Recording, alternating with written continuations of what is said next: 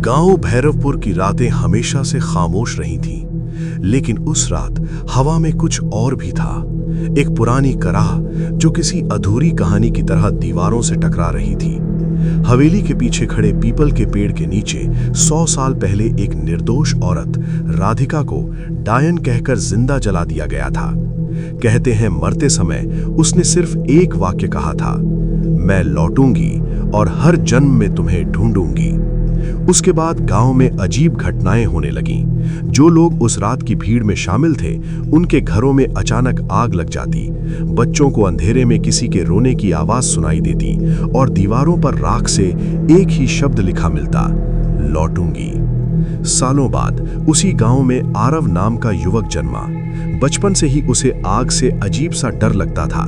सपनों में वो खुद को जलती चिता के सामने खड़ा देखता और कोई स्त्री उसे घूरते हुए कहती, तुम बच नहीं पाओगे।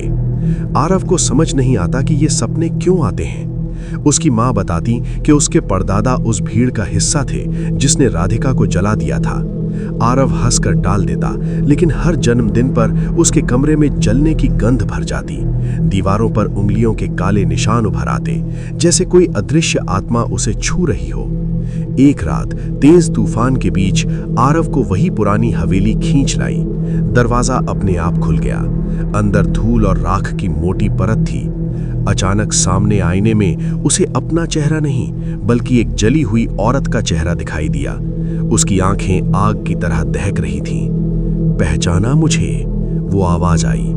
आरव के दिमाग में पिछले जन्म की तस्वीरें कौंध गईं। वो भीड़ में खड़ा था, हाथ में मशाल थी। डर और शर्म से उसका शरीर कांप उठा। आत्मा ने कहा, हर जन्म में तुम मेरे दर्द को महसूस करोगे। जब तक तुम्हारा वंश खत्म नहीं होगा, मेरा बदला पूरा नहीं होगा।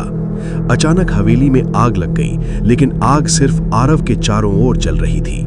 वो चीखता रहा, पर बाहर कोई आवाज नहीं पहुंची। अगली सुबह लोग सिर्फ राख का ढेर पाए। उसी राख पर फिर वही शब्द लिखा था, लौटूंगी। और उसी दिन गांव में एक बच्ची ने जन्म लिया। उसकी आंखों में अजीब सी चमक थी, जैसे कोई पुरानी आत्मा फिर से मुस्कुरा रही हो। भैरवपुर की कहानी खत्म नहीं हुई थी, वो तो बस अगले जन्म की शुरुआत थी।